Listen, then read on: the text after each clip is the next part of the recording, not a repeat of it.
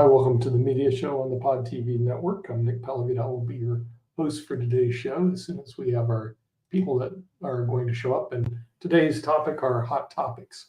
And probably one of the hottest topics to discuss today is actually going to be the wildfires in California. Um, why is it so hot? Because the thing is, it just burned down a lot of homes. I mean, they're anticipating 5,000 homes have burnt down. They're anticipating the economic effect. In other words, the direct damage to California is over $150 billion. And why wasn't this stopped? I mean, why didn't anybody even take a look at this this issue? The problem, of course, is the weather in California. The weather has been very wet for many years. And because it was wet, the vegetation grew. And then it became very dry.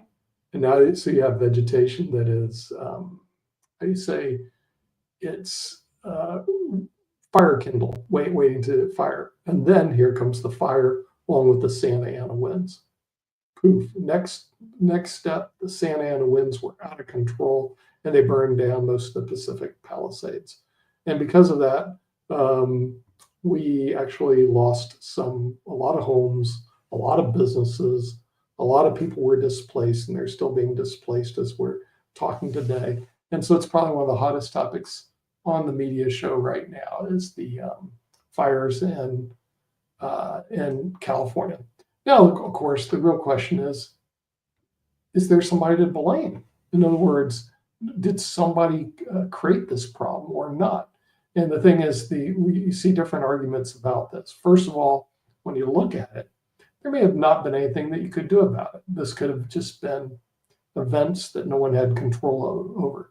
If you look at it, because no one had control over the weather, no one had control over the rains, no one had control over the Santa Ana winds, and so no one had control over this whole issue, and it was just random, and there was frankly nothing we could do. And that would be the argument I would say is more likely than not the correct argument until you discover a couple things. Number one, the Getty Museum. The Getty Museum, located in Pacific Palisades, did not burn down like all the other homes did. What happened?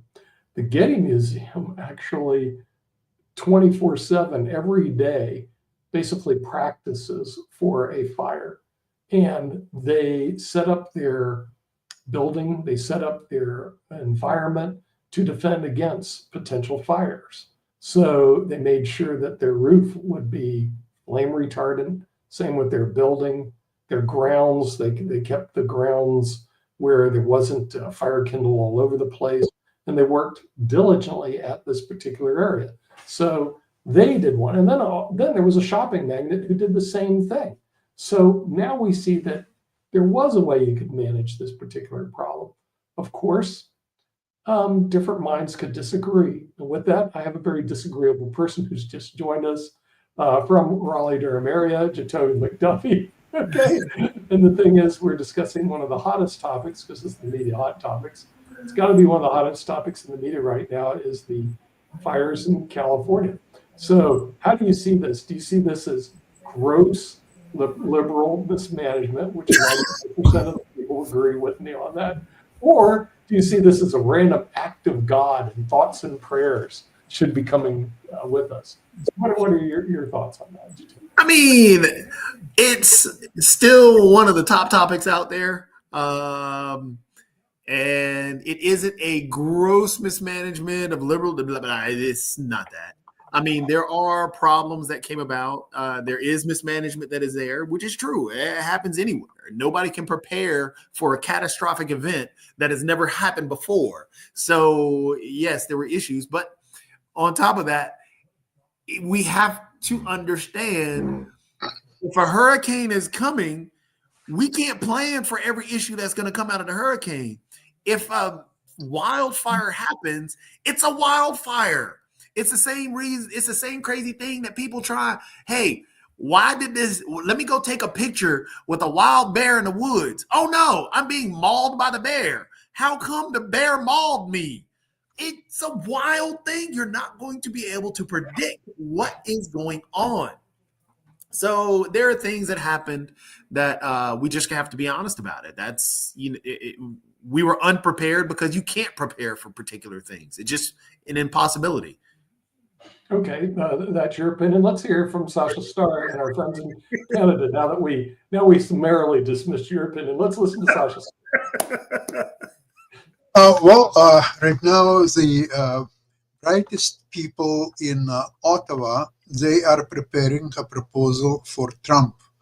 If you want to take over Canada, reunite with Canada, or any other way to integrate Canada and US into one system, whether it's a kind of a union typical of European Union, or it's going to be simply an entity dominated by United States, and Canada will be somehow incorporated one way or another. You have to. You can't do it in one day, as Trump promised to do a peace between Ukraine and Russia. This is a much more complicated thing than peace between Ukraine and Russia. Now, peace between Ukraine and Russia in feasible futures is simply impossible. Now, with Canada, it's more possible than peace between Ukraine and Russia. And I'll tell you why. Because there are already precedent, as I mentioned earlier, West Germany and East Germany, okay?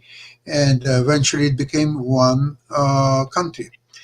Now, there are some other cases available. You can study it. On the other hand, there were sometimes countries were going away from each other, like Czechoslovakia became two countries, Czech Republic and Slovakia. Okay, so everything is possible. So I'm not denying that this union between US, Canada, or you can call it any way you want it, I don't care. But there have to be, same as when several years ago, Quebec, province of Quebec wanted to get separate from the rest of Canada. There was a referendum, and it was half a point that decided in favor of staying in Canada, but the new referendum was being prepared. So now people were taking it seriously. And they calculated financially what the new situation will look like. And what will look like that Quebec would have to take per capita the debt obligations of Canada. And that killed all the talks about possible referendum right away, because it was obvious that financially Quebec would not be able to handle the fiscal situation. Okay, this Canada situation is quite interesting because, okay, Canada has a lot of really good industries, and besides that, even more important probably, it has incredible natural resources, probably more so than United States. So how US is going to account for the natural resources, by the way, the water, the fresh water that Canada possesses in abundance. So different calculations came to the point that it was asserted that each Canadian, in case of US taking over, would have to get paid $1.50 US for each dollar Canadian that it possesses. So again, with the US $37 trillion and counting revenue, the debt obligations, and the tax cuts, which will increase that number significantly. So basically, Canada may be in more viable position together with Denmark and few European countries to take over the US than vice versa. Okay. I wouldn't see that would take place anytime soon. But so what you're saying is that there is a movement up front in Canada to thwart the U.S. ability to annex Canada? Yeah, they're being prepared a bunch of actions and tariffs against U.S. Canada, Denmark, and a few more countries are being prepared to join that movement. So you know who is first going to join that movement? The old friend China. They will definitely join this movement, and probably a few Far East countries, maybe even Middle East, and so on and on and on. Welcome to hell, United States of America. Speaking of that and everything, hey Nick, really quickly, and I don't know your thoughts around this because you love to talk about the royalty and buying property, but there is a woman leader in Mexico that's actually saying that if they want to do that, that they might want to take back, and I think me and Rick talked about this recently, parts of the southern parts of the United States that actually we got from Mexico. So maybe they're going to reclaim Texas and reclaim Arizona and reclaim parts of California. So Claudia, I forget her last name, but she's the president of Mexico, has kind of like put out this notion of maybe reclaiming some territory. Well, that wouldn't work because remember the Spanish, the Mexican-American War, we beat the tar out of the Mexicans. So the opposite will take place. But apparently we don't want Mexico because for whatever reason, we prefer to take Canada, Greenland, and the Panama Canal back. So I think the United States has their eyes on different parts of the world and Mexico's not one of them. So Mexico probably stand alone. But can we just trade different states? Can we trade Mississippi for? Well, the thing is, you guys need water down in Colombia. Need water in California. Canada has a lot of water, like what Sasha said. So we can take the Canadian water and send it down to you guys in California. Yeah, makes sense. How about? I mean, my guess is, but I thought Canada offered to take California, and then the U.S. can be U.S. No, we're not giving up any territory. That's not how the game works. If you ever play Risk, the game is you take territory, you don't give up territory to Toby. So we take back the Panama Canal. We seize Greenland. I mean, Denmark ain't going to do jack if we took over Greenland.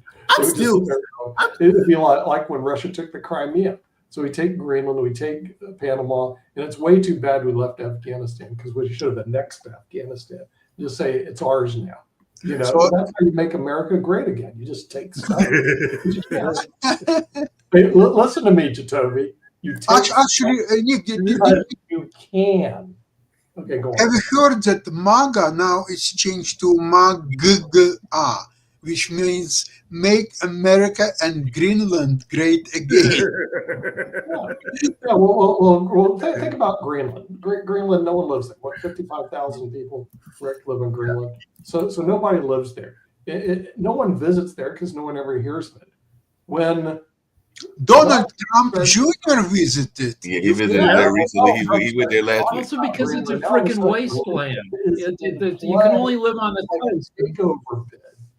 Greenland's cool. I that's one of the places I want to go on because they've got some really neat places in Greenland, Iceland. Yeah. And the thing is, it's going to warm up because of global warming, so you might as well get ahead of the game and take it over. Oh, but hold on. It's not according to the Republican mantra, there is no global warming. So it's not going to warm up. You stay in Texas. Hey, Nick, you mentioned, and we have this great chess show that Sasha and Milan and others are. Well, I'm sorry, that's Sasha, Ken, and Dan Fleetwood are involved in everything. But, we don't always cover other games and everything. So I'm wondering if, since this is the media show, if Pod TV cannot start covering, like we cover chess, Warzone and Risk. Because apparently Risk and Warzone are online games that you can play just like there are chess online versions as well. So maybe we can have a show revolving around the fine game of Risk, since you brought it up and everything, and there are entire online gaming communities in that space. So what do you think? Should we go after a show? Risk is a very good game. You take over properties, and Monopoly is a great game. See, the thing is, people should play Monopoly because that's how capitalism works. Honestly, you take over real estate, you drive your opponent into the ground, you win the game, and you cash in all your chips. Okay. Honestly, all kindergartens, all the people in high school. Wait, can we play Dermopoly? Because there are now leagues that are based on New York City. See, you guys are missing it. Y'all are all old and behind the times. What you got to play, and I think, honestly, Sasha, you truly would enjoy playing it. Play Civilization. Civilization is actually a very fun game. And everything, Nick, you're talking about, That's what civilization is. You actually take a civilization, you have to develop the society, you have to figure out what you want to do and grow it. And then on top of that, you take over and create partnerships if you can with other lands, or you take over the whole globe. And it would be hilarious to play that game because it's a multiplayer game. And honestly, watching Sasha and Nick play it and see how it grows, and if they're going to make allegiances with different factions that are also going to pop up, or are they going to attack? That's what I want to see. I want to see that. Game theory is really good. It would help out our education department. See, this is where I would. Well, why don't we do pay-per-view? All right, here's how you do it. You pay-per-view Squid Game. 100 Americans versus 100 people from Denmark, and you can pay like $10,000 to be part of the team. To watch it, it's going to cost you $1,000, and the last person standing gets Denmark. Rick, is there a discount for senior citizens? So maybe. But the thing is, I like the last part. We get Greenland because Greenland's in play. Greenland is right now a takeover target for the United States. Sorry, I meant Greenland. I meant we're playing for Greenland. We don't want Denmark. They're part of the EU. But Greenland is part of nobody. I mean, the thing is, Denmark, what was Denmark colonizing Greenland anyway? Greenland's part of the North American continent. It has nothing to do with Europe. So they should get rid of their colonization policy and let the United States take over Greenland as it rightfully deserves, otherwise known as manifest destiny. Greenland can get away from Denmark in half an hour. They don't need any constitution amendments. They don't have anything. They can just say that, okay, now they want to end their association with Denmark and be a free, independent country. But as I said before on another show, independence has its own great advantages, but it has some disadvantages too. And I mentioned when I was working on a cruise ship as a musical director, we were in the island of Antigua. I said that. And they were at the time celebrating their independence from UK. And when I talked to people there, they were furious at this independence. They see, why do we need this independence? Because UK provided us with medicine, with education, with hospitals, with everything. And now we have to provide all that. And we're not equipped to provide all that. We can use it, but we cannot provide it. So we don't need this independence. But it's too late. They got it.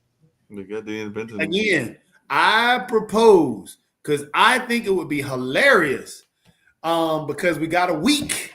And I love that. And we need to have some fun and some laughter because we're January 13th.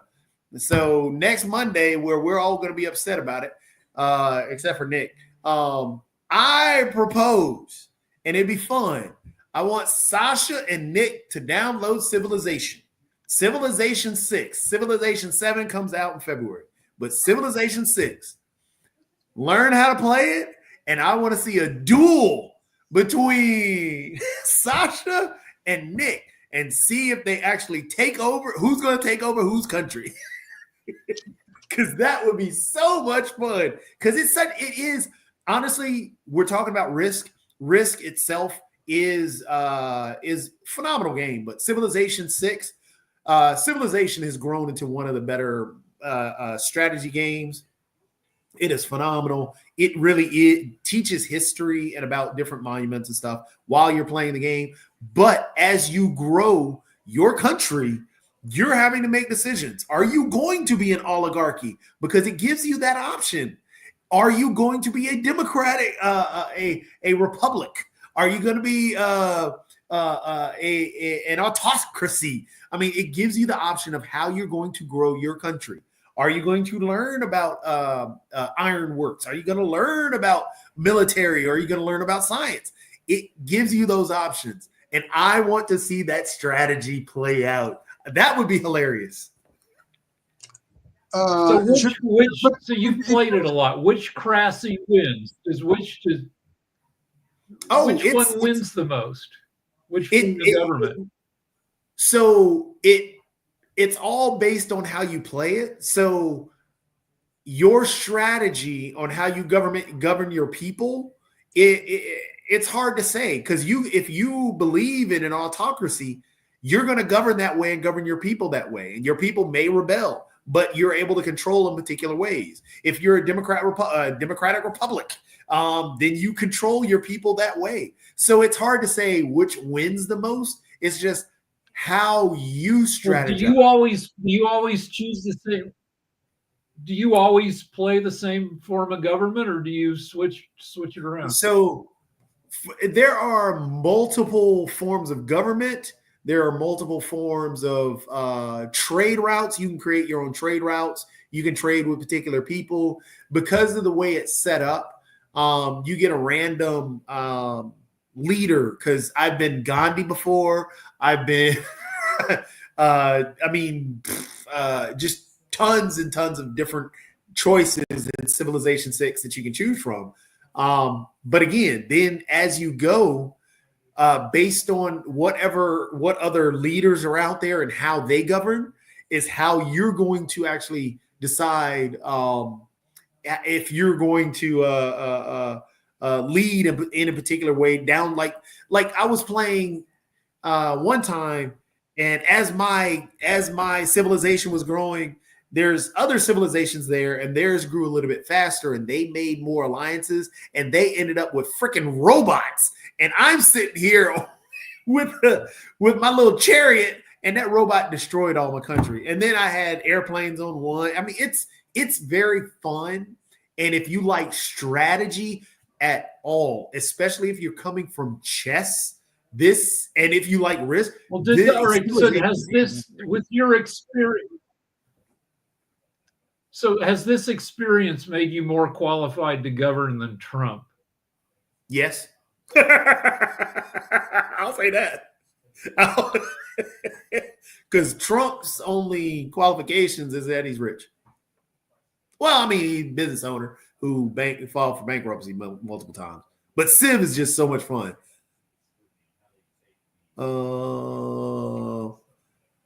You need 20 leaders, according to this, what I found in internet. No. You play one of 20 leaders.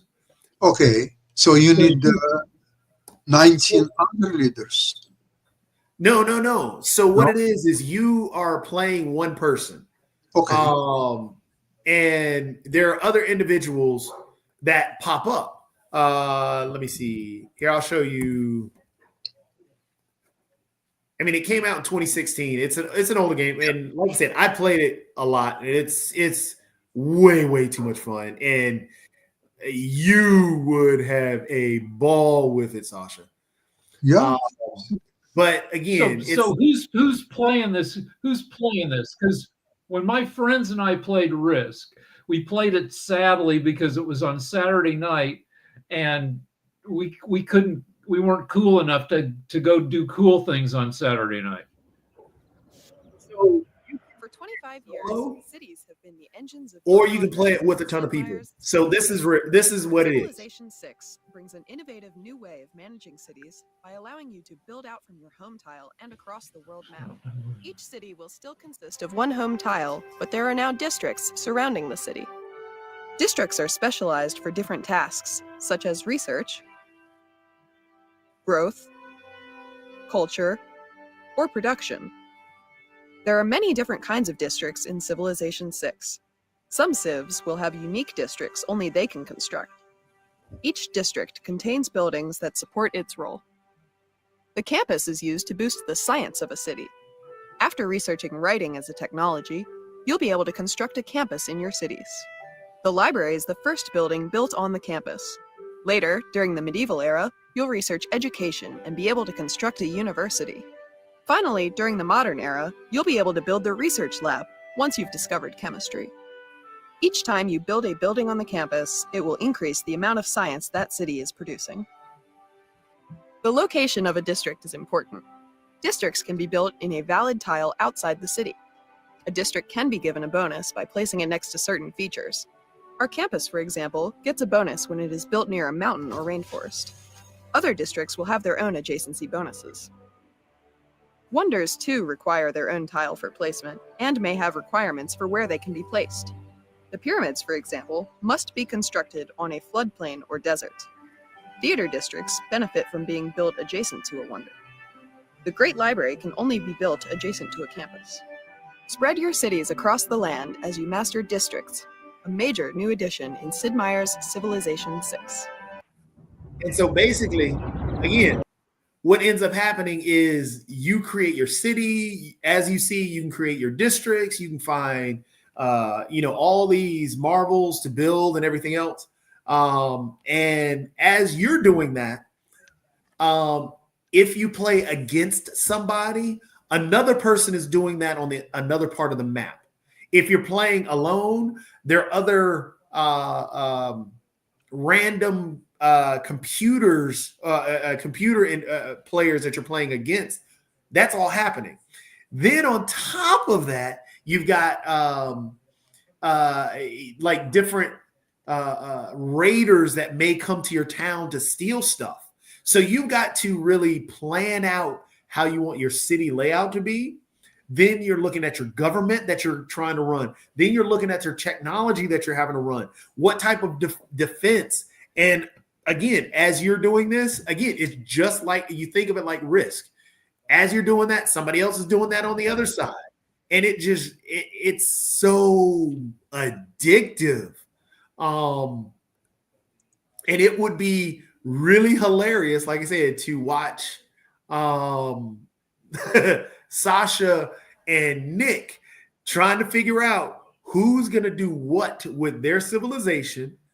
And as they come across each other, because as your civilization grows, just like in the real world, you're going to connect with somebody because you first won't know where they are on the map. The map is huge. And as your civilization grows, you might find out that it's right there. As you send out different scouts to different areas to say, okay, well, I want to find out what's over here. So just in case, if I need some minerals from that area to build more tanks, I want to send somebody there. But then as you go, somebody may have closed their borders and you can't go into their borders, and they may send somebody out to kill you. So then it's like, so yeah. Sasha, you'd love it. Like I said, I think that would How long does this take? In terms of you playing? How long does a game take? Yeah, because like Risk, we never finished a game. We went home to our sad high school lives. Think about it like that. It will take you, if you really get into it, it's going to take you, if you're really, really going to get into it, it'll take you like a year to really like conquer everything. But you can't, because what end up happens, you're going to come into conflict with somebody. What do you? What do you tell your wife when she says, "Are you playing that frickin' game again? Why don't you?" Well, you only play it. Truly, go keep the gutters. Yeah, when you sit down to play it, you're taking maybe about an hour, 2 hours to figure out, okay, this is what I'm going to do. Okay, now I got to set back. I've got to go ahead and restructure this. Okay, now that's happening. Now let me restructure. Let me figure out what's going on there. Oh, dag on it. And so then after that hour or 2 hours, then you take a break. Then you come back the next day. You do another hour, 2 hours. It's like you're literally playing a chess game, and you're taking your time in that chess game. Yeah, but chess ends. You're saying this goes on for freaking ever. It could, because it's how you play it. It's literally, that's what it boils down to. You could essentially have a whole month of just playing back and forth. Okay, well, we're going to take this hour. This is what I'm doing. Okay. Sasha, do you ever play speed chess? How long does a game of speed chess take? Speed chess, it could be as short as 1 minute per player per game. So it's maximum 2 minutes in this way. I play normally on internet. I play 3 minutes game. So it's 3 minutes for me, 3 minutes for opponent. So it's 6 minutes total maximum time. With my wife, we are playing 5 minutes speed chess, 5 minutes per game for each player, so it's maximum 10 minutes game. It's fun, and you have to have a good reaction and good eye-to-hand coordination, so to speak. But it's fun. I like speed games. Cool. Hey, coming back to media and everything, your favorite person has come up with something that I'd love to hear everybody's thoughts about this. But Joe Rogan, who we know is a popular podcaster and a popular Talk about some other endorser stuff.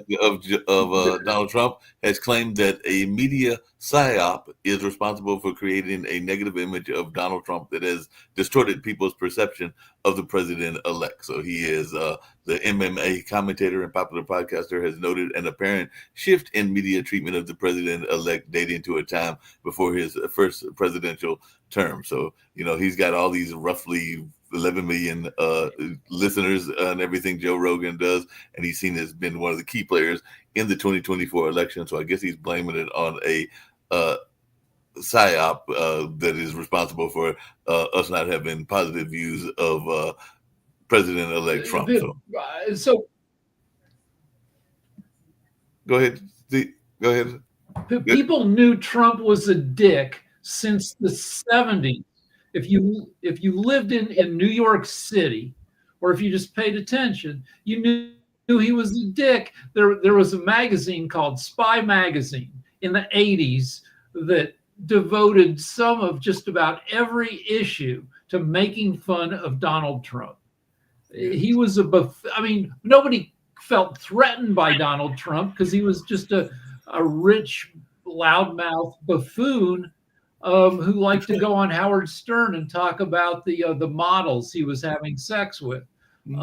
So it's not like a psyop. He created his own image for good and for bad. He tried to create the idea that he was a classy guy and he stood for luxury and everything coated in gold. And so he's his own freaking psyop. You remember the time when he was answering his own phone and he was, oh, you need Donald Trump? Let me check it out. I'll get back to you. And then he would change his voice and say, I'm Donald Trump. How can I help you? So on. So that was going on for some time. This type of guy, he's in the charge of United States of America. Oh my God. It's incredible, really. It is incredible. But like I said, I guess Joe Rogan's using this military term because I said PSYOP is an abbreviated version of psychological operation, which I know is one of those military operations that folks use to win wars. I'm sure there's a lot of PSYOP going on in Ukraine and Russia, particularly, and everything. But yeah, Joe Rogan is claiming, the quote is, what we saw as the greatest media PSYOP in history. What you're seeing with Trump, regardless of his flaws, is a massive concentrated PSYOP. They've distorted who he is to the point where most people think that way. Most people think that way. They've had narrative. So he's claiming that the narrative is a made-up narrative and everything like that. So tell me what your take on that. Everything both Sasha and Rick said is true. He made his own narrative. The dude had pageants. The dude went on TV to hawk anything that he could sell on TV. Heck, he's doing that now. So hey, he's a clown. He's always been a clown. Yeah, he was in rap songs. Okay. So that doesn't mean anything. He was a clown. And let's talk about Rogan too. Rogan and Musk, and to some extent Trump, but Rogan and Musk are smart guys with no mental discipline. They can be swayed by, if somebody comes on a Rogan show and makes some good or funny arguments, then Rogan's going to believe them. With that, they don't have an overall philosophical framework. Maybe Rogan, he's loosely libertarian. The Musk is technotarian, whatever that would be. Then you compare him to like Carolla, Adam Carolla, because he's had a successful podcast. You can hear his thinking. Carolla at least has, you may not agree with it, but at least he has a worldview. That he's done a lot of thinking about stuff over decades, and he's drifted into libertarianism, and he's friends with Dennis Prager, which is not a good thing to be, but at least Carolla has a framework that you tell him stuff, and he might believe a bunch of bullshit, but it's all within a structure, and that's what you want from like a thought leader. You want somebody who's thought about stuff and has a philosophical framework. And Trump certainly doesn't. And Musk only has half of one. And sometimes that framework can change, because I remember a time that Bill Maher used to be considered relatively liberal and everything, and now he seems to have been moving more toward the right and everything along those lines, even though there might be others that disagree. But I do remember when he first came out, he was considered very much of a friend of the liberal community and all along those lines. But I did have a question for you, Rick, outside of that. Yeah, so I find... Go ahead. Yeah, but I find Bill Maher annoying, but I like that he's got a framework, that he's been thinking about shit for 30, 40 years. And, when he gets new information or a new thing happens in the world, it bounces off his established point of view, and it lets him be less snowed by bullshit. I mean, he still falls for bullshit, and like he still has way too many conservatives come on his show, but he has a point of view. Yeah, one of the problems that Bill Maher ran into is he fell into the because of Religulous. When he put that movie out, that was when he started really losing support amongst the left leaning, the more left side, because he started attacking Muslims. And that's where he started to fall out of that grace. And then he got upset that people were upset that him attacking Muslims was a bad thing. And the way he was attacking them led to it fed into a lot of the anti-Muslim hate, anti-Islam, and all this other stuff. And that he never understood that. And he began to push back. And he started falling out of grace that way. Yeah, that makes sense and everything. Hey, the other thing I was going to get to in terms of media and everything, because I'm hoping Nick's still in the back listening, but you might have some thoughts around this, Jacoby and Rick, because you've both been in the creative space, as also Sasha has as well.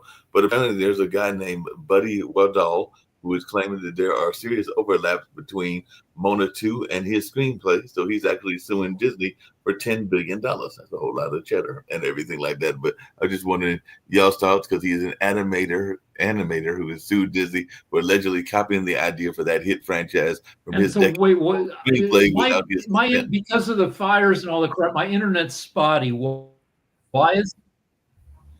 is he suing Disney? He's saying that the screenplay Mona is based on his play. Yeah, he's doing the same thing. Remember when Disney got sued for Frozen? Right.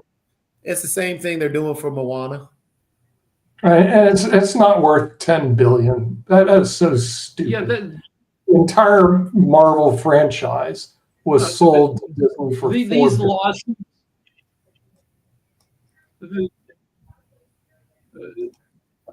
These lawsuits rarely succeed. In a famous case, one succeeded. Art Buchwald, who was a political humorist, an old school political humorist in the 60s and 70s, old guy, crusty old guy, he said that the plot for Coming to America was stolen from him.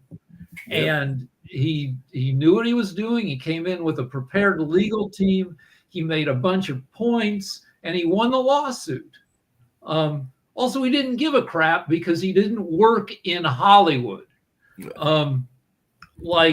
I sued Disney myself over a quiz show. And then I can't go on quiz shows again because nobody wants to put some asshole who sued a quiz show back on a quiz show. The only quiz show I've been on since I sued was Are You Smarter Than a Drunk Person? And they got me shit-faced and had me answer questions. I want to watch that. We need to see that. Can we re-air that one? Right? So if you're gonna sue over a screenplay, your agent, if you have one, your manager will say it's not worth it. You probably won't win, and you'll really screw up your chances to ever sell another screenplay. It's a bad idea. Sorry, Also, people can have the same idea, even with a lot of the. Sorry, I have to leave earlier, and before I leave, I would like to tell you about something what we'll review on Wednesday on the investment show. But I would like to tell you now, without waiting for Wednesday, that it appears to me that the bottom of stocks has been found its place. Seems to me the situation is going to reverse and start improving. I see certain signs in today's trading where a lot of stocks, they were hit with the bottom prices and now they're recovering. Slowly, nothing decisive, but they are recovering. And it seems to me that today is the bottom. What that means, the stock market, especially in tech stocks, decisively was in a downshift since probably actually all December, but obviously second half of December and early January. And it was non-stop selling action, including tax losses action, including all kind of divestment or making repositioning or all that stuff. I think it's coming to the end today. I could be wrong, but that's what I see and what's been evidenced by the tape. We'll see on Wednesday. I will confirm, reconfirm, or maybe I will say that all this information that I gave on Monday is incorrect, but we'll see. Okay, good luck, everybody. Bye-bye. See you, Sasha. All right. See you, Sasha. Well, All right, since Nick. everybody- Nick, it looks like the challenge is there. Civilization, you and Sasha. So, I want to see it. yeah. No, the thing is, I believe in game theory. In other words, education through gaming is really important.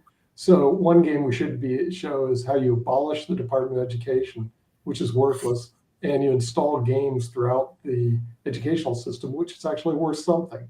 And Jacoby, you can head up the gaming system and just get rid of the education department. And So the education department is needed, and they're already utilizing games in schools. They're already utilizing gamification in a lot of the videos to everything else in schools already. So, that's what's going on. I totally agree with that. As a matter of fact, I played on trivia teams when I was in high school. I was in the 9th grade. I beat out all the seniors. I felt really good about it and made the trivia team on television for my high school, which was Tampa Catholic back then. But how did I do it? I was playing these Avalon Hill games. They were like war games, and learned a lot about history and learned a lot about stuff in general by playing war games. So it actually has its useful advantages to do games. Chess, which unfortunately I got addicted to, unfortunately provides no educational benefits whatsoever. In other words, it's fun to play. It does. It's like Rubik's Cube. I mean, great, you're good at it. So what? No one cares. And that's. Chess teaches you strategy. Yeah, I know. I agree with Jacoby. I think I agree with both of you. You have to gamify stuff because otherwise school is more boring than whatever's going on your phone. I mean, the thing is, so this way make it interesting. Well, the thing is that the education department is necessary. The education department just needs to be updated, just as everything across government needs to have happen. Is we continue to fight in the weeds, we continue to get distracted by, things that really shouldn't distract us, and we're fighting old battles and old wars. Well, here's the problem. If we can update, if we could, like with gamification, we need to update and speak with kids where they are now. We don't do that. And that's a problem. That's a problem of our education department, as well as us as adults. We just don't speak to kids anyway. We speak above them. We speak to them and, hey, you should, you whippersnapper. No, these kids are smart. But they learn in a different way. So how do you get a gamer in charge of the Department of Ed? Do we just have to wait for Betsy DeVos and her generation to die off? Yeah, she's not. Sadly, you can find it. Sadly, that is what is happening. Because right now, honestly, the group that's coming into play right now, the one thing Elon Musk and Vivek Ramaswamy are, they're young.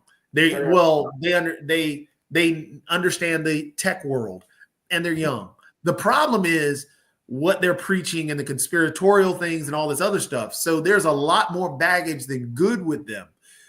But we're not taking advantage of a lot of the younger individuals that are out there. For example, Doge should not be just these rich, wealthy people. No, if we're going to create Doge, then create it. Even though we have the Government Accountability Office, and now we got the Government Accountability Office, that's not under government. Makes no sense. But talk about trying to really do efficiency.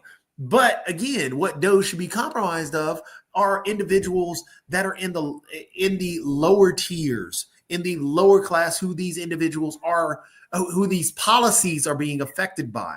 Because if we're talking about a plan and moving forward and, we need to figure out, what are key results that we have to look at? Well, we're not looking at key results. We're just taking this rich guy's word and saying, hey, we're going to run with it. This is what he believes. No, he's not affected by what he's suggesting. So we should take Doge and actually open the doors to, hey, we got a board of 20 people. These 20 people are comprised of individuals that are scattered across more of the actual populace than just the 1%ers. We should have the majority of people on Doge should be the individuals in the middle class, so they can suggest these things. Yeah, that's who should be at least saying, hey, these are suggestions. If you're going to, this isn't gonna happen under Trump. Trump has 14 billionaires in his cabinet. Yep. That's And then under Democrats.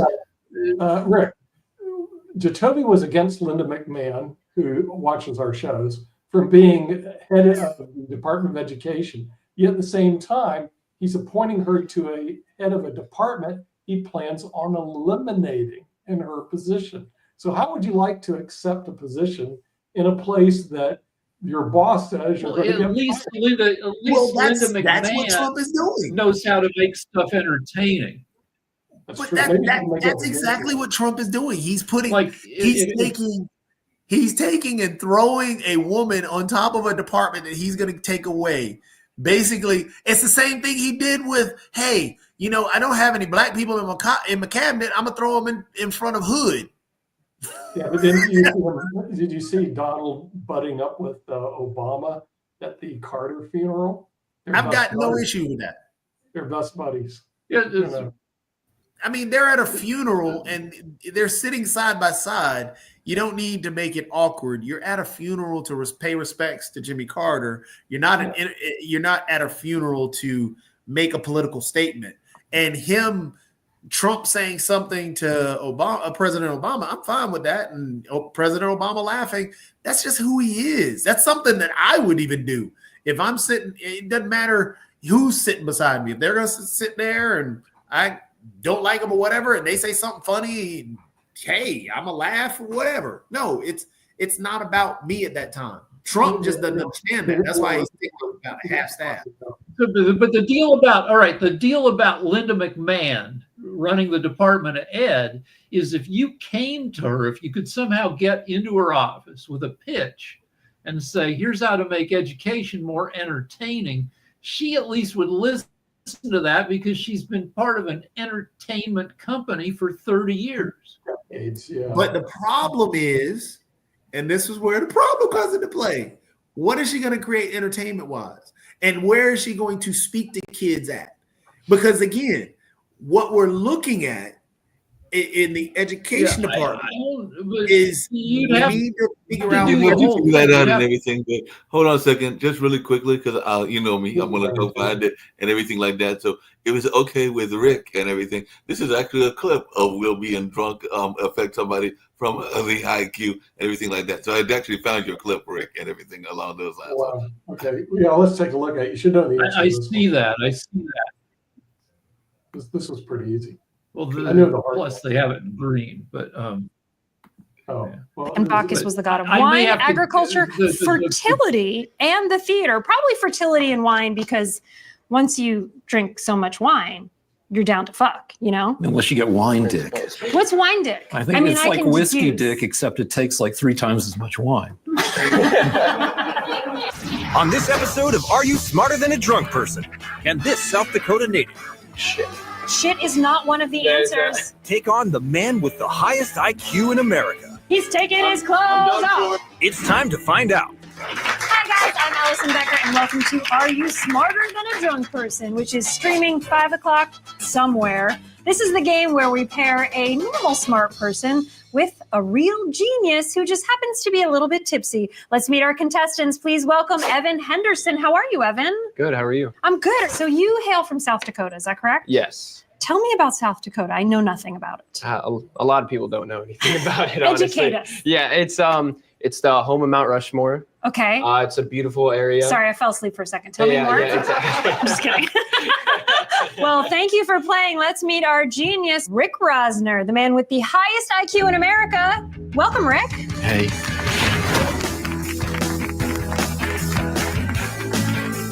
To have the highest IQ in America. What's the dumbest thing you've ever done, Rick? I spent 25 years bouncing bars. Wow, what was that like? You know, I mostly checked IDs. Every once in a while, somebody would punch me in the head, and then I'd be happy that they didn't wreck my contacts, because back when I was getting punched the most, contacts were like $65 a piece. We learn every day here on Are You Smarter Than a Drunk Person? So let's play our first round. I'm going to explain the rules to you, which are very simple. Most of the questions are multiple choice. If you know the answer before I read the options, you may buzz in. If you buzz in and answer incorrectly, then the other person will hear all of the options and get to answer again. So let's play round 1 of Are You Smarter Than a Drunk Person? Question number 1. Dihydrogen monoxide is a fancy, yes, Rick. Water. You are correct. It is water. Oh, yeah. He's taking his clothes off. He's taking his clothes off. Don't worry. They're not all that hard. Have you drank any dihydrogen monoxide today? Yes. Okay, good. Because I want you to stay hydrated. Question number 2. Which of the famous Savage brothers starred in the 90s sitcom Boy Meets World? A, yes, Rick. I'm wrong, but it's not Fred, but I have to say Fred, because that's the only freaking except for Randy Macho Man. You are incorrect. It was one of the options, but is not the correct option. So now, Evan, you will hear all of the possible answers. Let's hear 'em. A, Ben Savage. B, Dan Savage. C, Fred Savage. Or D, Michael Savage. Shit. Shit is not one of the Yeah, is that- answers. You said Ben. I said He Fred. said Fred. Yes, Evan. Ben? Ben is correct. Frickin' Ben. Clearly knew that and not at all a guess. All right, we have ones. Rick has 1 point and Evan has 1 point. Question number 3. A traditional screwdriver cocktail combines vodka with what other yes, Rick? Orange juice. You are correct, OJ. You know, if you add peach schnapps to that, you get a fuzzy navel. Also another 70s drink. We were talking about 70s drinks earlier. I lost my virginity, right? No shit, it was 1980. Almost in the 70s. Oh, good times. Question number 4. LeBron James won his first NBA championship playing for what team? Yes, Evan. First NBA championship. Was it the Cavs? It was not the Bulls. Yes, Rick. Miami. You are correct. The Miami Heat. While he spent most of his time in Cleveland, he won his first 2 titles with the Heat. Okay, moving on to question 5. The TV series Grey's Anatomy is primarily set at a fictitious hospital formerly known as... Yes, Rick. Seattle Grace. Well done. Are you a Grey's fan? I used to work for ABC. Oh, we did not know that. And there he is. Did you That's even know what it is. that? Well, I've seen the show a few times, Okay. but yeah. All right, gentlemen, we are nearing the end of round one. Our score is 1 Evan, 4 Rick, and we're ready for our first list question. Here's how it works. Evan, since you are trailing, you are getting to go first, and I am going to give you a question that has 5 possible answers. You can give me as many of those answers as you know. If you exhaust the category, run out of answers, or give us an incorrect answer, then Rick will get a chance to finish the category. I Are don't you know. ready? I'm ready. What were the stage names of the 5 women who comprised the pop group Spice Girls? Oh, shit. Again, aw shit was not, there was not shit spice. Shit spice. No shit spice. Okay. Do you know any of the other spices? I can't even name one by name. Oh, just guess an adjective. Oh, let's go with Beyonce. I know Beyonce it's was not a spice. I know it's not. She but was not a spice. That's the spiciest woman I can think of. She Besides is. you, of course. Oh, thank you, Evan. Well played. You cannot flatter me for points. Rick, can you name any of the Spice Girls? Baby, Yes. sporty, Yes. posh, Yes. stinky. Correct. But you did get 3 points there. You guys were, of course, missing Ginger Spice and Scary Spice. Could see all their underpants. It was You could see all their underpants. They should have had underpants spice. That sounds like a bad condition. Never mind. So now we have Rick with 7 points. Evan, you still only have one tiny little measly point. You are on the board, and you do still have a chance to take it all home as we enter round 2. In the 2004 film Sideways, Paul Giamatti's character defiantly states that he will not drink what variety of wine? A, Burgundy, B, Champagne, C, Merlot, D, Pinot Noir. Yes, Rick. going Merlot. You are correct. Whoa. That was a total guess? Yeah. Whoa. Question 8. Made famous by Aretha Franklin, the song Respect was written by what other singer? A, James Brown, B, Marvin Gaye, C, Otis Redding, or D, Little Richard? Just go for it, guys. Just go for it. Yes, Rick. James Brown. You are incorrect. Evan, do you want to try James Brown, Marvin Gaye, Otis Redding, Little Richard? Yes, Evan. Otis Redding? You are correct. Whoa. All right. You have 2 whole points. Rick, you coming have after you. 8 points. Question number 9. In Roman mythology, who is the god of wine? A, Bacchus, yes? That guy, Bacchus. You are correct. It is that guy, Bacchus. And Bacchus was the god of wine, agriculture, fertility, and the theater. Probably fertility and wine, because once you drink so much wine, you're down to fuck, you know? Unless you get wine dick. What's wine dick? I think it's like can whiskey deduce. dick, except it takes like 3 times as much wine. Question number 10. Who was the first ghost to visit Ebenezer Scrooge in Charles Dickens' A Christmas Carol? Yes, Rick. Christmas past. No, actually worry. incorrect. It was kind of a trick question. Evan, you get to hear all of the options. Send it through. A, Ghost of Christmas Past. B, Ghost of Christmas Present. C, Ghost of Christmas Yet to Come. Or D, Jacob Marley. Yes.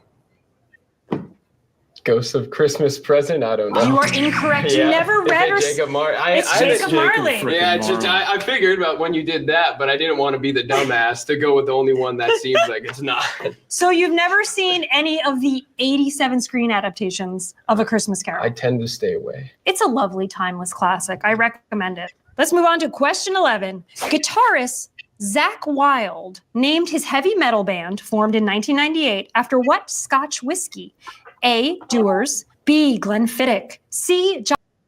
We're getting notice, Mark. We have Yeah. to show up to the timeshares. We're gonna have to get going because Okay. they're scraping on the other line. So head over there, and we'll see you next week on the media show. I actually like this show. I'd watch the whole thing, but we'll see you next week on the media show. Maybe We'll see you next week. I just got one question for Rick. Did you win?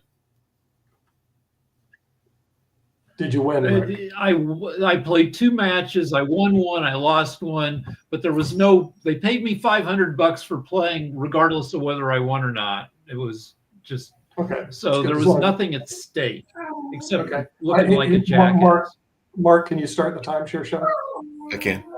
Okay, we'll see you. All right, bye-bye. All right.